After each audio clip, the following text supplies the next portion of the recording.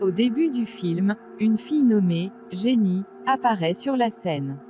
Elle jouait avec des marionnettes fabriquées par son père. Puis elle aperçoit un petit moineau et elle s'approche de la fenêtre pour l'attraper. Maintenant, la scène se tourne vers le père de Jenny, Jeff, et sa gardienne, Samantha. Il est révélé ici que le père de Jenny est en fait un dessinateur de bande dessinée.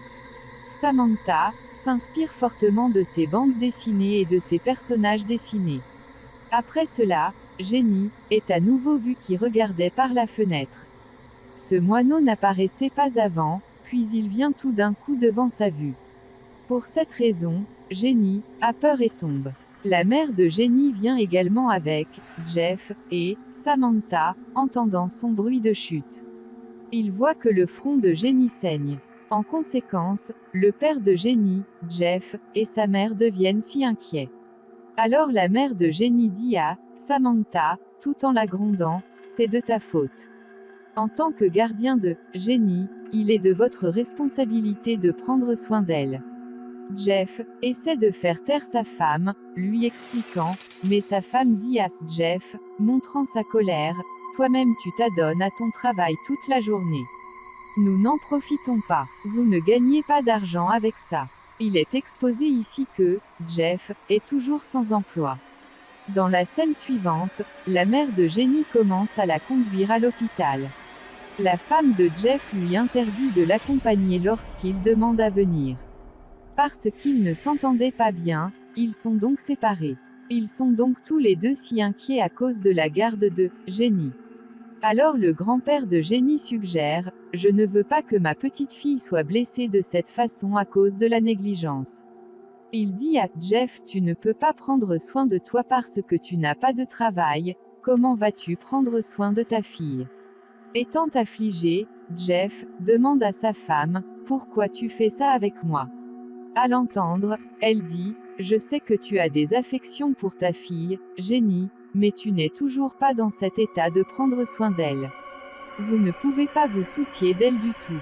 Après cela, sa femme lui dit, en lui donnant une certaine somme d'argent, garde cet argent et recommence ta vie avec eux.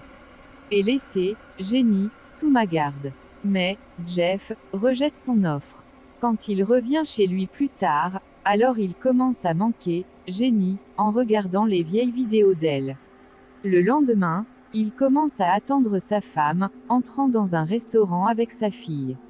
Entre-temps, il reçoit l'appel de sa femme qui lui dit que, écoute, Jeff, vous faites preuve de bêtise. Vous devriez signer l'accord. Grâce à quoi tout ira bien et nous restons tous heureux. Mais, Jeff, ne lui répond pas. L'ami du collège de Jeff vient à lui, qui a inauguré sa société en matière de bande dessinée il y a un an. En entendant cela, Jeff se sent si bien. Quand il interroge Jeff sur sa vie, alors, Jeff lui dit tout, combien de problèmes il rencontre dans sa vie. De plus, il est au chômage. Sachant cela, l'ami de Jeff est très choqué. Jeff avait été le meilleur artiste parmi eux. Puis, Jeff reçoit l'appel de sa femme. Jeff sait par là qu'il est venu dans un mauvais restaurant. Parce que c'était un autre restaurant où sa femme l'avait appelé. Ensuite, il parle également à sa femme de son ami de collège. Que je l'ai rencontré aujourd'hui. Et je vais commencer un travail avec lui maintenant en collaboration. Son ami a l'intention d'affecter Jeff uniquement pour la peinture comique. En entendant cela, Jeff est étonné et aussi peiné, car il était le meilleur dessinateur de bande dessinée. La femme de Jeff avec Jeff est également capable d'entendre toute la conversation. Alors elle dit à Jeff, j'ai entendu toute la conversation. Il n'est pas facile d'obtenir le poste. Toute l'attention de la femme de Jeff est sur l'appel alors elle fait face à un accident mortel. Elle est morte sur place. Jenny et Jeff deviennent si lugubres à sa mort. Une bougie placée y tombe lorsque Jeff parle aux gens de sa femme lors de ses funérailles. Et la peinture de Jeff est incendiée par la flamme d'une autre bougie. Pour cette raison, le visage dessiné de Jeff dans la peinture est gravement gâté. Pendant ce temps, Samantha éteint le feu à l'aide d'un extincteur. Ensuite, le grand-père de Jenny rencontre Jeff, et lui dit que la voiture n'a pas encore été détectée qui a heurté ma fille ou votre femme. Tous pensent cela car il ne s'agit pas d'un accident mais d'un meurtre, qui s'est transformé en accident. Dans la scène suivante, Jeff passe devant une pièce et sa porte s'ouvre aussitôt. Une horrible marionnette apparaît à partir de là. Il ressemblait à ce qui avait été fait par Jeff. Cette marionnette se déplaçait différemment avec le regard horrible. Il commence à chasser Jeff et continue Jeff. Donc, Jeff est tellement effrayé. Jeff se réveille alors que cette marionnette va l'attaquer. Il indiquait qu'il s'agissait du cauchemar de Jeff. Puis il rencontre une autre marionnette devant lui. Soudain, il se réveille à nouveau et c'était aussi son cauchemar. Samantha vient chez lui le lendemain où Jeff lui demande de prendre soin de sa fille. Et lui-même va à la compagnie de son ami pour le travail. En attendant, il se prépare également à exercer son métier d'encreur. Cela laisse l'ami de Jeff choqué mais il l'engage pour un travail sans dire un mot. Quand Jeff raconte son métier d'encreur à Samantha, qui rentre plus tard à la maison, elle dit là-dessus, « Je n'aimais pas ce travail. Parce que tu ne mérites pas ce travail. Tu mérites mieux. La raison derrière cela est la suivante, vous êtes le meilleur artiste. » En entendant cela, Jeff dit, « Je peux aussi faire le travail de peinture à la maison. Ça aura avantage à ce que je m'occupe aussi de ma fille avec ça. Elle ne s'éloignera pas de moi. » Après cela, Samantha insiste trop sur Jeff laisser Jenny chez son grand-père. Mais Jeff décline cette suggestion. Il dit « Non, je ne peux pas prendre cette mesure car j'ai beaucoup d'affection pour ma fille. Et elle restera avec moi. » Quand Jeff travaille la nuit, alors il commence à se sentir mal à l'aise. Et il sent qu'il y a quelque chose de mystérieux. Il y a quelque chose qui ne va pas. Et il a aussi perdu le contrôle de lui-même. Alors il dessine une horrible peinture sur son journal d'un fantôme sans le savoir. Jenny dit en venant vers lui, « J'ai tellement peur. Il me semble qu'il y a quelqu'un dans ma chambre. » Lorsque Jeff s'y déplace pour détecter alors il n'y aperçoit personne. Puis il demande à Jenny de s'allonger sur son lit. Alors, Jenny demande ça à son père, « Père, voulez-vous m'envoyer à mon grand-père ?» Jeff dit après avoir refusé cela, « Pas du tout. » Jeff était surprenant en entendant les mots de Jenny. Parce que Jenny s'appelait elle-même Baby. Et sa façon de parler était aussi très différente. Et elle se comportait différemment. Lorsque Jeff arrive à son bureau le lendemain, il donne également par erreur cette peinture fantôme à son collègue qui a été dessinée la nuit dernière par lui. Son collègue et son ami sont tous les deux excités, entrevoyant cela. Son ami l'engage à nouveau comme dessinateur de bande dessinée tout en étant témoin de sa peinture fantôme. La scène se déplace plus tard et Jenny est vue dans sa chambre. Elle y rencontre la même marionnette, qui avait été rencontrée dans la chambre de Jeff par lui. Alors que cette marionnette se dirige vers elle, Jenny a peur et elle appelle son père. Puis, Jeff l'atteint, et il la porte dans sa chambre. Ensuite, Jeff et Jenny parlent de l'incident de la nuit. Jenny raconte que j'avais vu un fantôme dans ma chambre la nuit dernière, ce qui était si horrible. Puis, Jeff lui dit tout en expliquant, « Votre ami marionnette regarde aussi horrible. Mais vous n'avez pas peur d'eux parce qu'ils sont vos amis. » En entendant cela, Jenny pense qu'elle peut aussi se lier d'amitié avec le fantôme apparu dans sa chambre. Puis, Jeff remarque que Jenny a également dessiné le même peinture fantôme qu'il voit. En voyant cela, il est également choqué et effrayé. Pendant ce temps, Jenny s'appelle à nouveau Baby. Alors, Jeff le cherche, atteignant le bureau. En attendant, son collègue vient là. Et il lui raconte toute l'histoire et lui demande, « Crois-tu aux fantômes ?» Son collègue répond à ce sujet, « Oui. Je crois que ce fantôme existe vraiment. » En même temps, leur employé de bureau dit, « Jeff, apparaissant là, un vieil homme le plus riche était venu s'enquérir de vous. » En entendant parler de lui, Jeff comprend immédiatement il n'est personne autre que le grand-père de Jenny. Alors il se dirige instantanément vers lui pour le rencontrer.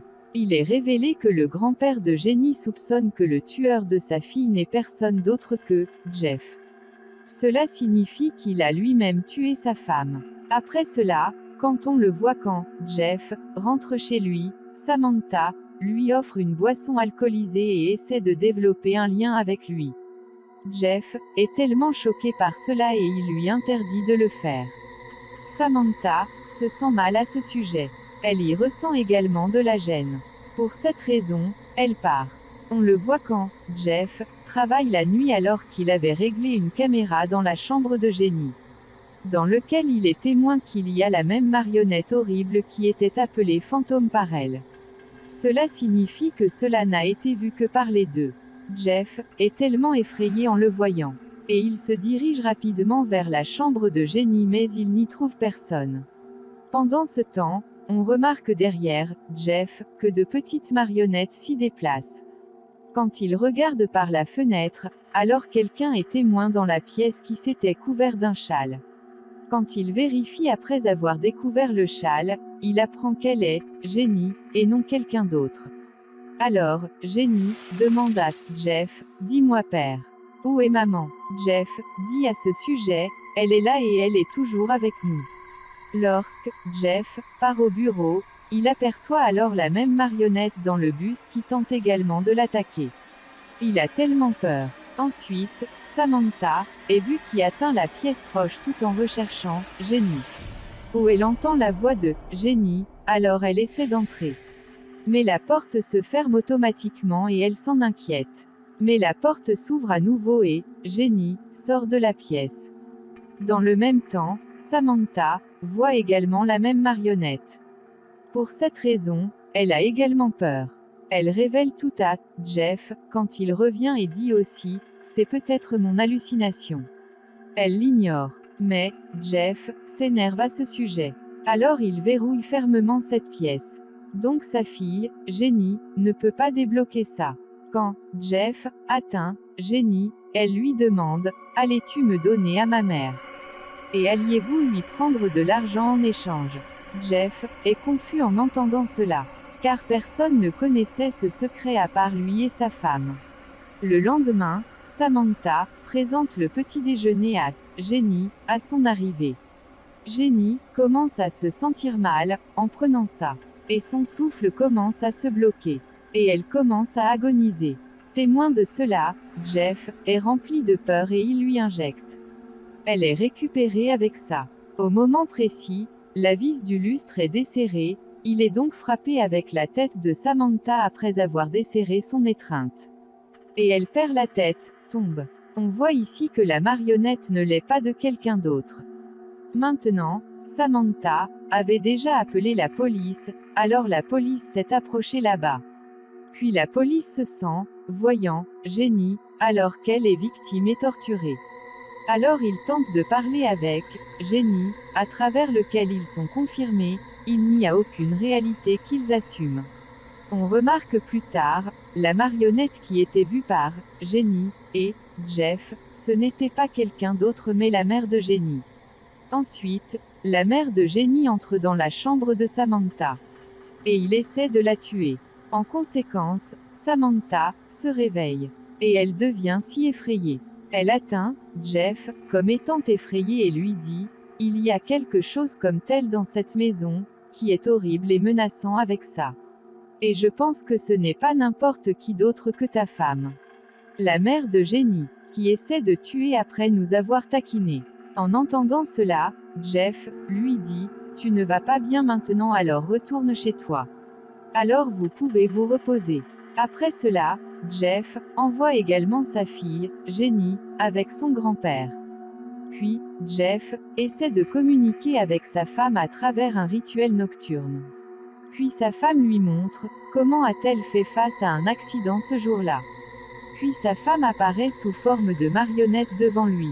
Jeff lui explique « Regarde, ne fais pas comme ça. Jenny est notre fille. » Le lendemain, Jeff est vu qui est allé à sa fille. Il dit au grand-père de Jenny en parlant « Je sais, tu avais un grand amour pour ta fille. S'il vous plaît, n'éloignez pas ma fille de moi pour ça. Parce qu'elle a déjà perdu sa mère et je ne veux pas que cela sache qu'elle risque de perdre son père maintenant. Puis le grand-père de Jenny dit à Jeff, après la rencontre, cette voiture a été découverte par la police, avec laquelle ma fille avait frappé. Ainsi, le pilote sera également découvert bientôt maintenant. Jeff en est satisfait. Il dit également à Jeff, avec cela, j'atteindrai également votre maison dans 1 heure, en prenant Jenny. Il est révélé ici que les paroles de Jeff l'ont affecté et qu'il est d'accord avec Jeff. Il a confié la garde de Jenny à Jeff. Ensuite, quand Jeff arrive au pouvoir, on sait alors qu'il va passer dans un autre état. Et il est très excité avec ça. Cela signifie qu'il va travailler dans une autre branche de l'entreprise de son ami. Ensuite, son personnage fantôme dessiné pour la bande dessinée y est amené. Voyant cela, l'ami de Jeff lui dit que j'ai changé la fin de la bande dessinée dans une certaine mesure. Dans lequel le fantôme reviendra après avoir été plus puissant et menaçant au lieu de mourir. Pour cette raison, Jeff a peur et il quitte la maison pour sauver sa fille, Jenny. Puis il appelle le grand-père de Jenny et lui dit « Sortez, Jenny, de la maison rapidement. Parce que cette maison n'est pas sûre pour elle. » Ensuite, le grand-père de Jenny essaie de parler à Jeff de tout courrier, mais quelqu'un le fait tomber en poussant. Quand Jeff rentre à la maison plus tard, il est témoin que le grand-père de Jenny est tellement blessé. Alors il commence à appeler Samantha. Pendant ce temps, le grand-père de Jenny qui était en semi-conscience, il interdit à Jeff de le faire. Et il lui montre le courrier reçu dans le téléphone portable. Et c'était en fait la photo de ce tueur. Voyant cela, Jeff est choqué en voyant la photo et Samantha y parvient également en même temps. Et il lui montre la photo de ce tueur. Il est exposé ici que le tueur n'est pas une autre personne, mais c'est Samantha qui avait tué la femme de Jeff. Mais elle n'a aucun regret de ce crime. Elle dit en criant « Je t'aidais juste, Jeff, parce que ta femme allait tout arracher. » On sait ici que Samantha avait également servi Jenny la nourriture empoisonnée. Lorsque son état s'est aggravé mais que sa mère l'a sécurisé. Après cela, Samantha se dirige vers Jeff pour l'attaquer tout en soulevant un morceau de verre. Pendant ce temps, cette marionnette s'approche là qui poignarde ce morceau de verre dans le cou de Samantha. À cause de cela, Samantha est morte dans la douleur. Cette marionnette essaie également d'attaquer Jeff plus tard. Mais Jenny interdit à cette marionnette de le faire. Alors, Jenny devient tellement effrayée. Et elle s'assied, s'approche de la fenêtre et elle pleure aussi beaucoup.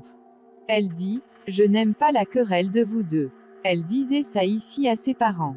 Jeff explique à Jenny ici et il essaie de la descendre. Ensuite, le père et la fille tombent de la fenêtre. Jeff commence à se remémorer tous les moments passés avec Jenny. Mais Jeff remarque qu'ils sont tous les deux sains et saufs lorsqu'ils se réveillent. Parce que la femme de Jeff les avait sauvés. Après cela, elle part également. Parce qu'elle s'était vengée après avoir tué Samantha. On sait ici pourquoi Samantha a-t-elle tué la femme de Jeff. En fait, elle aimait Jeff et elle voulait passer sa vie avec lui.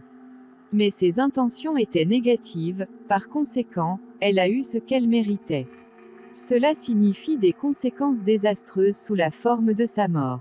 Et c'est là que le film, Séparation, se termine avec une bonne morale qui fait du bien du bien.